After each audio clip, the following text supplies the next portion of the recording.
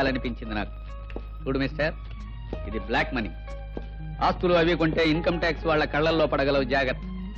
నువ్వు ఈ డబ్బు 30 రోజుల్లోగా ఖర్చు చేసి నాకు లెక్క చూపించాలి. డబ్బు పారేయడం గాని, దానం చేయడం గాని, ధ్వంసం చేయడం గాని చేయకూడదు. నా మనిషి ఒకడు నిన్ను అనుక్షణం కనిపెడుతూనే ఉంటాడు. ఇంకొక విషయం, నువ్వు ఈ డబ్బు పూర్తిగా ఖర్చు పెట్టేదాకా కృష్ణని కలవడానికి గాని మాట్లాడడానికి గాని వీల్లేదు. ఈ లోపు మీరిద్దరూ కలిసినట్టు నాకు తెలిస్తే హరిహరాదు లేకమైనా నన్ను పెళ్లి కొప్పించలేరు. వెళ్ళిరా, 31వ రోజు కనిపించు. గెలుపు నీదో నాదో తెలుసుకుందాం. 600 నేనే గెలిచి తీరుతాను. It's a challenge. అతనికి అంత డబ్బు ఇచ్చారేమిటండి? అబ్బబ్బా, ఏ పని చేసినా ఇంతేనమ్మా ఈ మనిషి. అడ్డు ఆపు ఉండదు. ఈ తలతిక్కతో చస్తున్నాను అనుకోండి. రామరామా చోటా,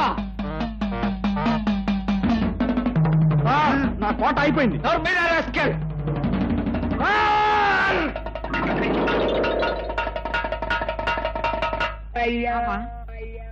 సొరకట్టు లాంటి చేతులు వేసుకున్నాను. పొట్లకాయ తరిగినట్టు తరిగావు రాకపోవడకాయ వేధవా.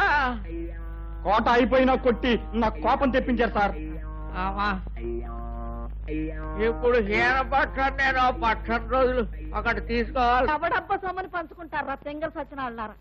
నా బాకీ మొత్తం తీర్తే గాని మిమ్మల్ని పూచుకు పుల్ల కూడా ముట్టుకో. వీళ్ళు మీ ఇంట్లోనే ఉంటారు కదమ్మా, తర్వాత వసూలు చేసుకుంది కానీ. నా సింగినాదం వసూలు.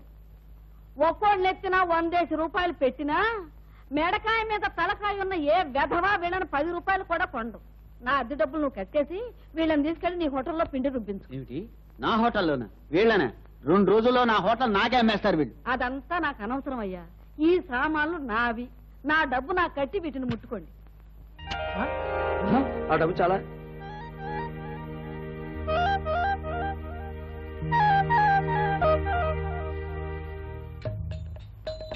వచ్చావా?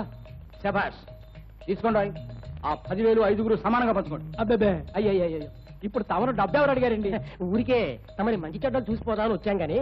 సోదరమ్మా, నీ బాకీ ఎంతో చెప్పు, నేను తీర్చి పారేస్తాను.